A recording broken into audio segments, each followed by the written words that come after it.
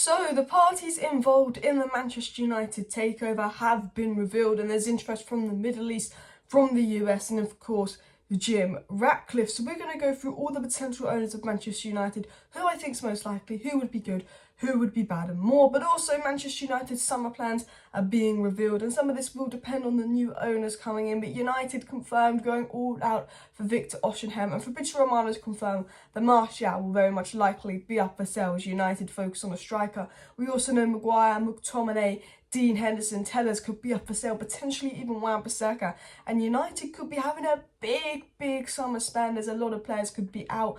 And reliable reports in The Athletic are saying that Jude Bellingham is set to come to the Premier League, and with Liverpool falling off, Man City's financial situation, and Chelsea already spending 100 million on a midfielder, could he be going to Manchester United amongst the young news, amongst Moises Caicedo news, amongst the general Manchester United transfer news? So hello and welcome back to Alice Talks Football. Welcome back to another video on the channel talking about new owners, and then we will get into some transfer news. Smash a like, smash a subscribe. So let's get into it. So the United Muppeteers made a video yesterday, made a video yesterday talking about potential new owners, what they know. Now, the United Muppeteers are very good.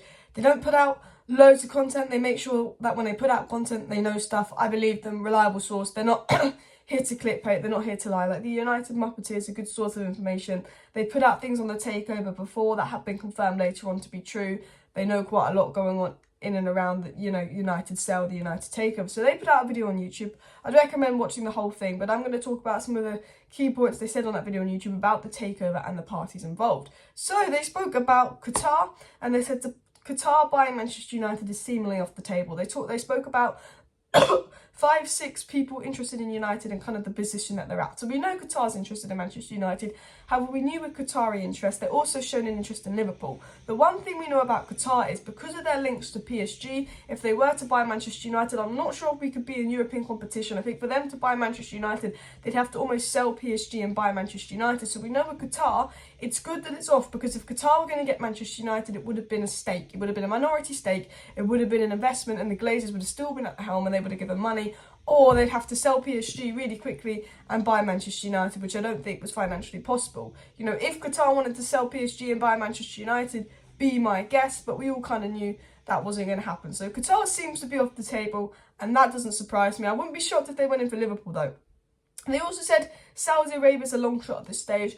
People in Saudi Arabia are interested. Now, Man United were looking for an investment from Saudi Arabia. Obviously, they have got links to Newcastle. They potentially own Newcastle. So, again, Saudi Arabia a long shot because they've just brought Newcastle. Would they A, sell Newcastle and buy United, or B, it would be a minority stake? So when you're hearing that Qatar and Saudi Arabia off the table, I don't think it's a bad thing, because you can't own two clubs in the same league, and you can't own two clubs in the same kind of competition kind of space. So I don't think it's a bad thing that Qatar and Saudi Arabia off the table, because I think if that was going to happen, it would have been a minority stake. And we know we want the Glazers out. We want the full sale. We want the Glazers out. And, I want someone that's going to completely go buy the club. But I want that person who obviously completely goes and buys the club to be like a good owner, of course. Now, the Rain Group said that they want to oversee the full sale of Manchester United by the first quarter of 2023, and it's been confirmed that this is the week all the bidding comes in. So there's going to be a lot of news this week on new owners, bids, people making bids, and more this week. So make sure you're subscribed, because the bids will happen over the next week or two, and then they want this finalised by like April, end of March, April. They want the new owners kind of finalised, so then the new owners have the summer window to go ahead. So there's going to be lots on the sale of United, and the fact that there's talk coming out that Manchester United are potentially interested in, the Glazers are interested in leaving the debt of Manchester United, which is disgraceful, but it also shows we're hensing towards a full sale, which I think kind of says why maybe Qatar and Saudi would be less likely, because I think they're edging towards a full sale, because INNEOS. Now, it was said as well that Dubai are considering it. Dubai are considering the move. Dubai haven't really confirmed interest. They're not confirmed interest, but United spent a lot of time in Dubai. We know they've kind of been looking around United for a while. We know there's some decent sources saying Dubai have got interest. We know Dubai are interested in United. We know Dubai are considering it, but Dubai haven't done anything yet to confirm that interest. They're looking at it. Ooh, they're thinking about it. They've had talks about it. We know that they've shown interest since kind of the summer. We've been linked to Dubai in the summer, but they haven't quite confirmed it yet.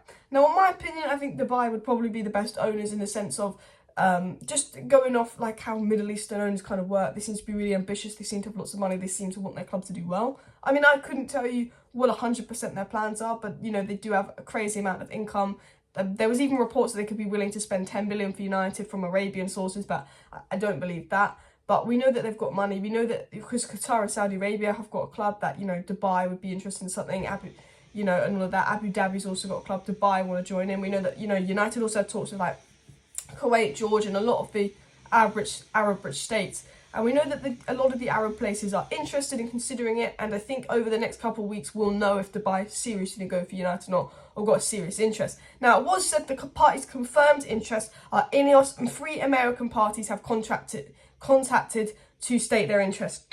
So Jim Ratcliffe's company and 3 American companies have contacted United to state their interest. So those 3 American companies, I assume, are probably those who were interested in Chelsea coming back in for United. I think one of those American companies is reportedly an investment company. Doesn't sound too good, but there's 3 American companies and Jim Ratcliffe, interested in Manchester United. Now, personally, myself, I need confirmation on who these American parties are to form my opinion. I think Jim Ratcliffe would be okay, but I'm not that, some people really want Jim Ratcliffe, but I'm a bit sus about him, I'll be honest. American parties, we just know what American owners are like, not really feeling it. I mean, Todd Bowie's come and spent a load of money, but doesn't really have loads of sense, but we'll have to see where that goes. Now, we want to talk about transfer news quickly, because that is the update on new owners. That's the shortlist revealed of who's interested, who's not interested, who's considering it, and then obviously loads of stuff's going to come out this week. But one thing we do know is if Harry Kane is off the market, and that Manchester United will, kind of be looking at Victor Osimhen instead.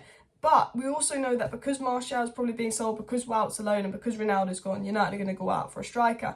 And Romano even said that Erik Ten Hag appreciates Martial as a player, but Manchester United will go for a new striker if there's a chance they'll put Anthony on the market in the summer. And if they're raising funds through Anthony Martial and a lot of other players, that could potentially give them the budget for Victor Osimhen.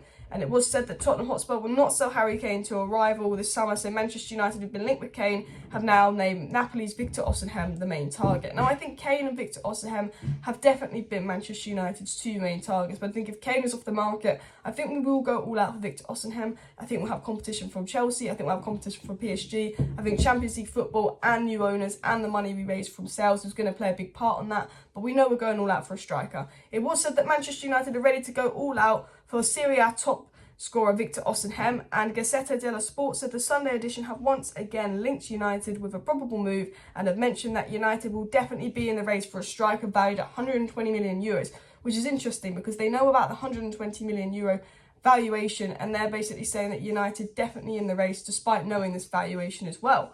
And not only that, United are also in the race for a midfielder. United want to bring in a top midfielder and a top striker in January, we know that, and a lot of that will depend on new owners, money raised through sale and all of that. We know that United, don't have loads of money as things stand. If the Glazers are here, it will probably be a cheap midfielder and a big striker, but we know that there's probably a big striker likely.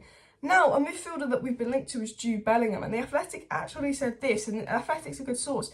The Athletic said that Jude Bellingham, Premier League is the most likely destination for the 19-year-old midfielder next summer.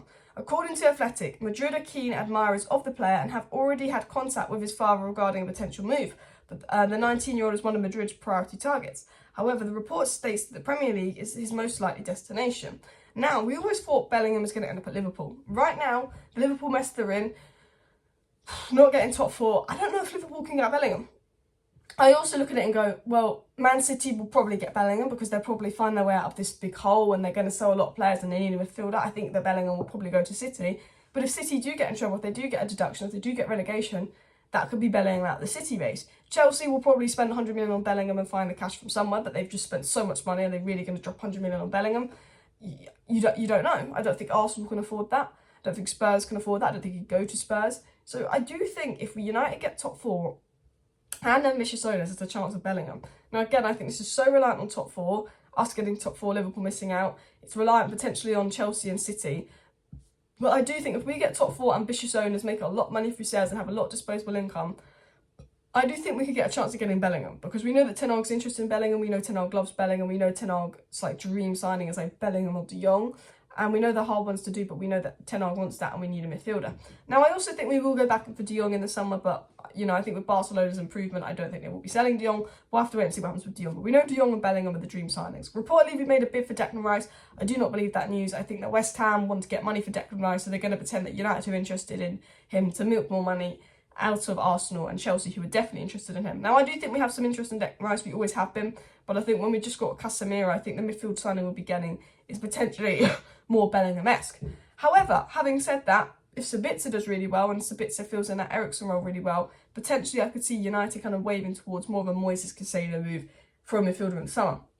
Other players United have been linked to and are interested in are Kudus, who could be an attacking midfield role. We're reportedly interested in, obviously, Sesko, Goncalo Ramos, obviously, as well. We're interested in Dusan Vlahovic. We're interested in a lot of players, even Ivan Toney. And I will tell you this now, new owners, and a lot of the summer will depend on new owners and sales, but we know it's going to be new owners, a striker, and midfielder, and I think potentially maybe a goalkeeper, a centre-back, or right-back. We'll have to see where that goes as well. But that is an update on the new owner situation and the transfer situation. There will be a video tonight, so smash like, smash and subscribe. Thank you for watching. See you next time. Bye.